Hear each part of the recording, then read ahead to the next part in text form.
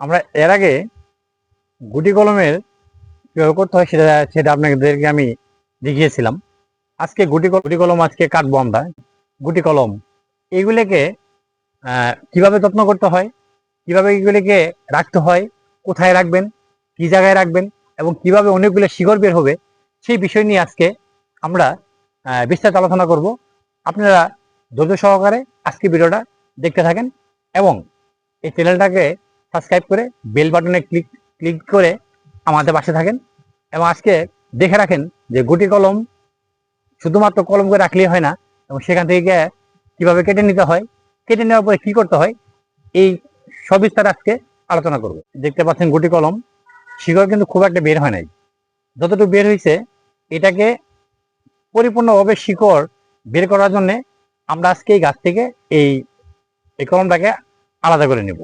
নেওয়ার পর কি কি ধরনের কাজ করতে হয় বা পরিচর্যা করতে হয়, কোথায় রাখতে হয়, সেই বিষয়টাই দেখাবো আপনাদের। গুটি কলমের যেখান থেকে শিকড় বের হয়েছে তার নিচের অংশ থেকে এটা কাটতে হবে। ওই দেখেন যেখান থেকে হচ্ছে মানে কাটা হচ্ছে, এটা দিচ্ছে এই। এটাকে নিয়ে আমরা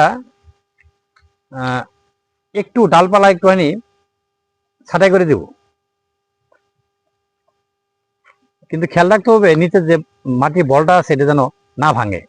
এই গাছে কিন্তু লেবু আসে হয়েছে, এই গাছটা হচ্ছে কাগজি লেবু। এই ডালগুলোকে আমরা একটু করে নিব, কমিয়ে দেব, যেন খাদ্যের অভাবে বা ইয়ের অভাবে যেন গাছ যেন মারা না যায়। সেখানে আমাদের কিছু কাজ আছে, আমরা সেগুলো করবো এখন। চলেন এবার আমরা দেখি এটারে কিভাবে আমরা এই গুটি কলমকে কিভাবে রাখতে হয়। গুটি কলম যখনই কাটেন আপনি এর উপরে যে যদি আপনি কাপড় দেন তাহলে কাপড় সহ আপনি বালিতে রাখতে পারবেন, অথবা যদি পলিথিন থাকে তাহলে পলিথিনটিকে খুলে দিতে হবে। এখন বলতে পারেন যে বালিতে কেন?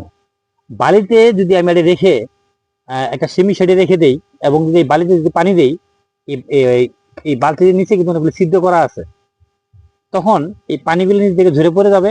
আর পাশাপাশি এইখানে এই শিকড় থেকে এই যে কয়টা শিকড় বের হয়েছে এবং 5-7 দিন পরে দেখা যাবো যে পর্যাপ্ত পরিমাণে শিকড়ে ভরে গেছে, তখন সেটাকে উঠাই নিয়ে আমরা বালি, মাটি এগুলোতে এটাতে আমি যত যত গুটি কলম আছে সবগুলো প্রথমেই আপনি বালি দিয়ে রাখতে হয়। বালিতে রেখেই আপনাকে পানি দিতে হবে, দিলে তখন আপনি এটা বেশি বেশি করে বের হবে।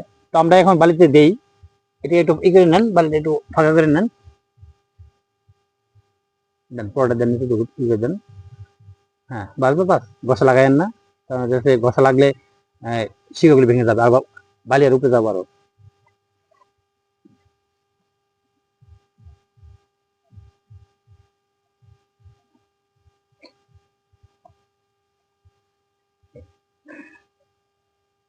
এখানে এখানে আরো কিছু বালি দিতে হবে,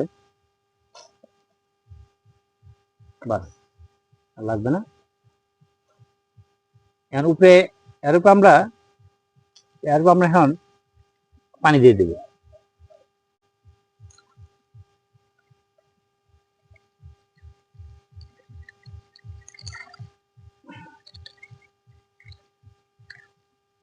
আর লাগবে না।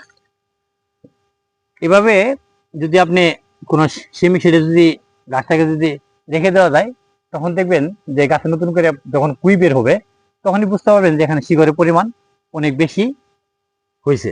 আর যখন শিকড়ের পরিমাণ বেশি হবে এটাকেও কিন্তু সারানোর জন্য ভিন্ন একটা কৌশল আছে। আপনি পানি দিলেই এটা গাছটা থেকে টান দিলেই উপরে উঠে আসবো, তখন আপনি বালি পরিমাণ বেশি দিবেন আর মাটির পরিমাণ দিবেন কম, দিয়ে এরকম একটা বালতিতে অথবা প্যাকেটে আপনি রাখতে পারেন।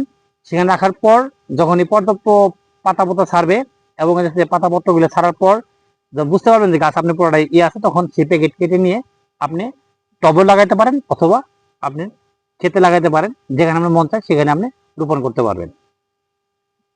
দেখবেন যে গুটি কলম কিভাবে করতে হয়। তবে এখানে একটা জিনিস আপনি করতে পারেন, যখন আপনি পানি এখানে দিবেন পানির সাথে আপনি ছত্রাকনাশক মিশিয়ে পানিও করতে পারেন, দিতে পারেন, তাহলে ছত্রাক আক্রান্ত করবে না। তবে বালিতে যখন থাকে তখন ছত্রাক এমনিতে আক্রান্ত কম করে। আপনারা এভাবে গুটি কলম গুলিকে যত্ন করেন, তাহলে দেখবেন যে আপনার একটা কলমও নষ্ট হয়নি। যদি আমাদের ভিডিওটা ভালো লেগে থাকে তাহলে অবশ্যই আমাদের সাথে থাকবেন। আর আমাদের সাথে থাকতে গেলে আপনারা অবশ্যই আমাদের চ্যানেলটাকে সাবস্ক্রাইব করে বেল বাটনে ক্লিক দিয়ে পাশে থাকতে হবে। ধন্যবাদ সবাইকে।